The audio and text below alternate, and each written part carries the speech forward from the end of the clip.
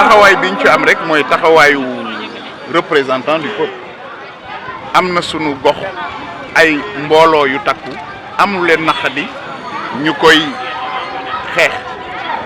benn ma sant leen gërëm leen ci niñ koy xeexee méthode bi ñu koy xeexee mooy tojuñu yàquñu saagawuñu am na luñ doon def 40 ans durant fu ñu daan footballé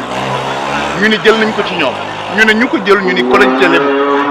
ñu woolu woon ma en tant que seen représentant ma ñëw déglu ko dox ci li ma war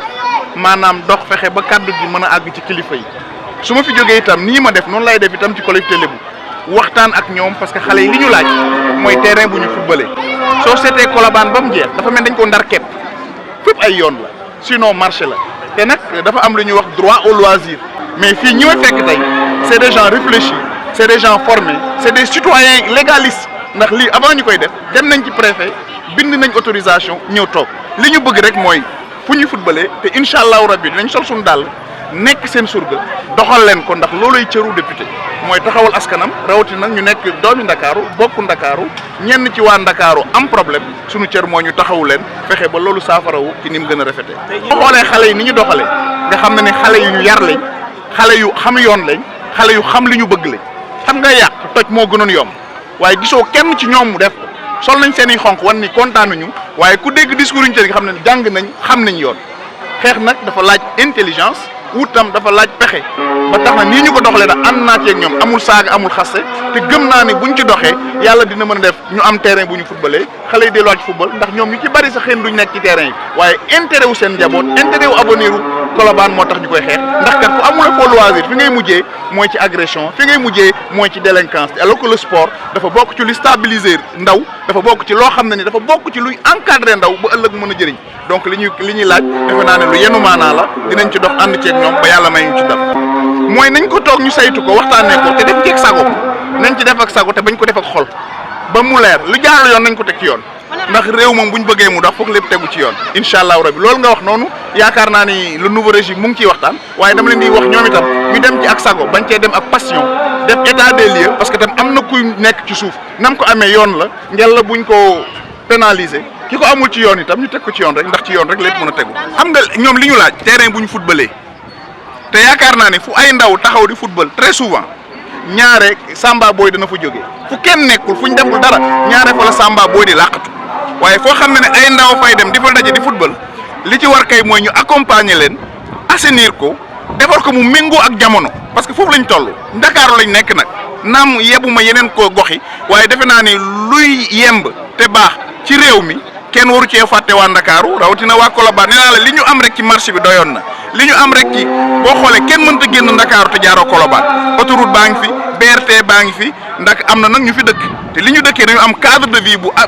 décent li ñuy laaj defe naa ni yoon la ñu taxaw ci luñ ci mën dinañ ci dox ànd ceeg ñoom parce que nii ñu ko defee képp ku bëgg jàmm képp ku bëgg lu baax da nga leen ci dimbali amaana ni buñ doon tojoo ko sànni amaana ñu bëri duñu dugal seen loxo waaye dañu ñun toj ñu yàqu ñu sànni xam nañ yoon ci yoon la ñuy aw ba yoon may ñu dëgg parce que li ñuy laaj lu yenu maanaa la fu xale yi mën a fooye fu xale yi mën a parce que boo xoolee seetlu rek oto yi fu ne la ñuy aw bi ma ñëw rek maa ngi gis tata yi fu nekk la ñuy aw barki démboog Njaay maa ngi dégg accident bu fi am boo xam ne rey na fi nit loolu itam nag dafa baax au-delà du terrain war nañ créer le cadre de vie de Colobane ñu assainir ko mu méngoog jamono ndax Colobane ci Sénégal la bokk ci Dakar la bokk. Je disais que je me suis déplacé en tant que représentant du peuple pour venir répondre à l'invitation des populations de Colobane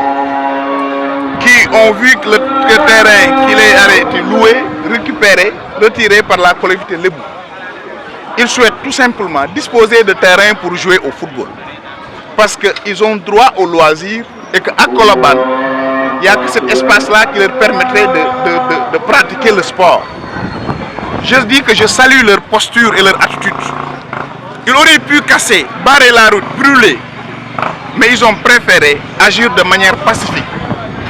Arborant de couleur rouge, ils ont invité la presse pour alerter, informer, conscientiser afin qu'une solution heureuse puisse être trouvée pour qu'ils puissent retrouver leur terrain et jouer au foot. À ma qualité de député et de citoyen de Dakar, mon rôle était de les écouter. J'irai écouter aussi la collectivité lébou et jouer les facilitateurs et interpeller les autorités afin que ces populations qui ne demandent que un cadre d'épanouissement pour sa jeunesse sportive puisse le trouver. Et je pense que nous pouvons trouver des solutions dans ce cadre-là, parce que Colobane, il faut oser le dire, le commerce est en train de bouffer le quartier de Colobane. Les rues, l'environnement de Colobane mérite d'être repensé. Il n'y a pas moins d'une semaine où on a assisté à un accident mortel. Alors que si nous voulons que cette jeunesse de Colobane-là soit compétitive, soit meilleure, nous devons doter de Colobane un environnement sain. Et pour cela, un cadre sportif fait partie de ce dispositif-là. Et nous pensons que nous allons jouer les bons offices avec les populations pour qu'on puisse trouver une issue heureuse. C'est tout le sens qu'il faut donner à ma présence en tant que sourgue, parce que le député, il est au service des populations organisées. Il est payé pour prendre en considération les préoccupations des populations et les porter au niveau des autorités afin qu'une solution puisse être trouvée.